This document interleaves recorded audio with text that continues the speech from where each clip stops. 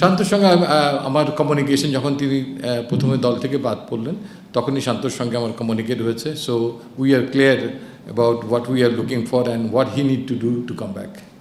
কারোর জন্যই আমাদের দরজা বন্ধ নেই, এবং ইন্টারন্যাশনালি যারা অন্য ফর্মেটে খেলেন তারা নিশ্চয়ই প্রত্যেকেই আমাদের জন্য যথেষ্ট মূল্যবান একজন খেলোয়াড়। নতুন একটা ফর্মেটে আমরা চাই যে প্রত্যেকটা জায়গাতেই যেমন চ্যালেঞ্জ আছে, সেই চ্যালেঞ্জটাকে অ্যাড্রেস করার জন্য পারফরমেন্স দরকার হয়, সেই পারফরমেন্সের জায়গাটাকে নিশ্চিত করাও প্রয়োজন। এবং আমি মনে করি যে আমাদের NCL T20 তার থেকে আরেক ধাপ উপরে BPLও আছে এই ফর্মেটের জন্য। অনেককে সেখানে তার ঠিক ডিজায়ারেবল পজিশনে খেলার অনেক বেশি সুযোগ থাকবে এবং নিজেদেরকে তুলে ধরার সুযোগ থাকবে।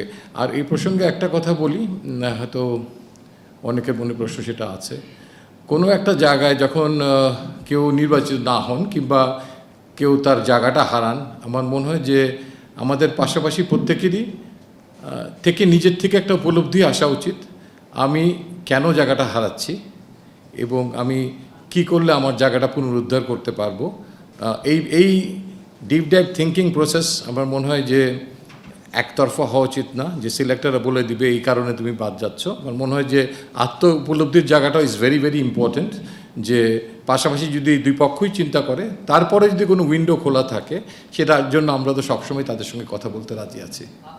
শান্তর সঙ্গে আমার কমিউনিকেশন যখন তিনি প্রথমে দল থেকে বাদ পড়লেন তখনই শান্তর সঙ্গে আমার কমিউনিকেট হয়েছে। So we are clear about what we are looking for and what he need to do to come back.